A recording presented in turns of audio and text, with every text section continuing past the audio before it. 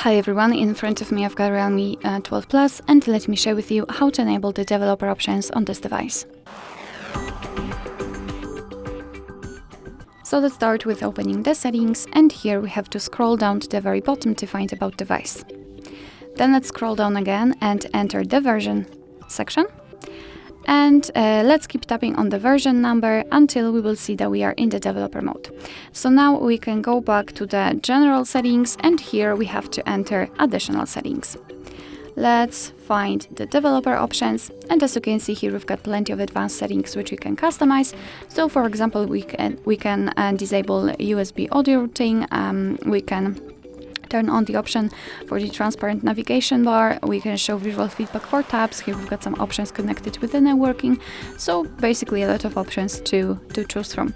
If you want to turn on the options, simply tap on the switcher, so just like in the regular settings, and tap on it again to turn it off. If you have the options without the switcher, simply tap on it to open more options. If you're done with customization of developer options, you can always turn them off. Just go to the very top of the list and tap on the switcher at the top. Okay, and as you can see, most of the options will be inactive and not visible at all, and the developer options will disappear from the additional settings.